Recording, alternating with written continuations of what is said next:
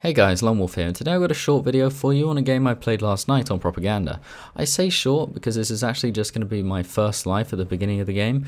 The rest of the game kept going for another 20 minutes, and whilst it was pretty tense and I did score pretty well, getting around 65-70 kills, it did become fairly monotonous, mostly me just hopping between flags, getting the odd kill pretty spaced out, and I didn't think you would find it particularly enjoyable to watch, and I don't think you need a 7-minute reminder of the fact that you should PTFO.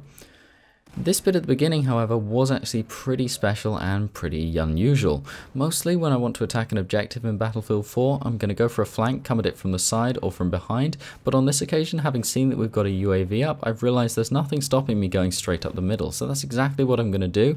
I'm going to clear out their forces on the sides here, just carve a way through for my team, and then I'm going to move in onto the position. Just here I'm going to target the enemy closest to me first because he has a much greater chance of reacting to me if I prioritise his teammate than the other way around. I then move into the building. I'm going to wait here for a second, see if I can ascertain exactly which side of this wall that enemy is in front of me. I recommend you keep an eye on the minimap throughout this gameplay because my ever-evolving strategy is going to make a whole lot more sense to you if you do. I actually constructed a very large amount of it based upon the minimap, which is quite unusual for me because it can very often get you into trouble if you rely too heavily on it, and it just lulls you into a false sense of security. But on this occasion we have a commander who's clearly very committed to getting this objective and keeps giving me UAVs, which is incredibly helpful. Now I just want to take a moment to discuss the prerequisites for conducting this kind of attack, and this is mostly the reason I wanted to do this video.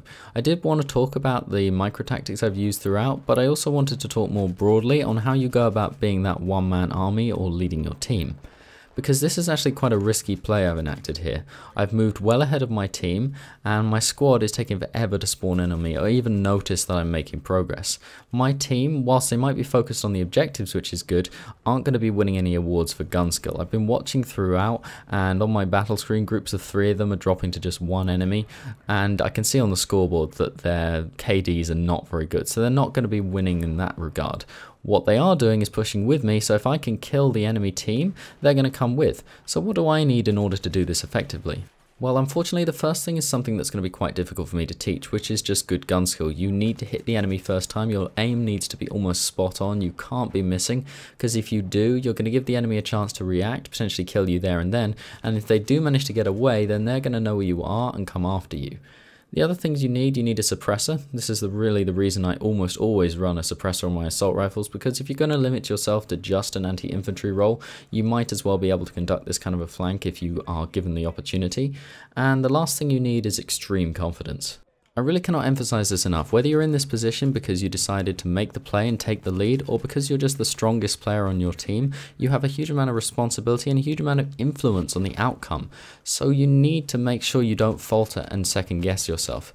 You need to make smart plays and have confidence that you're going to be able to execute them flawlessly.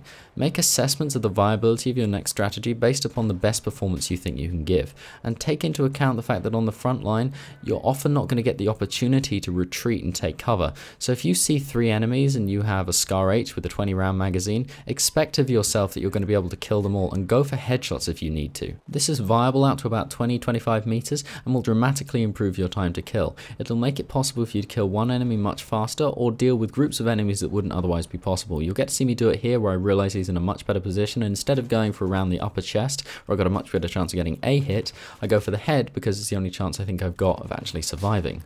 Lastly, just try to impress yourself. Show off how much information you can absorb and react effectively to as quickly as possible to get fast, efficient kills that are really going to help your team's stance on the battlefield. And with all that out of the way, I would have liked to have done an in-depth look at each of the minor decisions that went into making this kill streak, but because of the pacing, I feel like I would have had to skip over a lot of very important stuff, so I think I'll save that for another round where I can show my thought processes in more detail and have more time to do so. Anyway, thank you very much for watching. I hope you enjoyed. Leave a like and subscribe if you did, and I'll see you next time.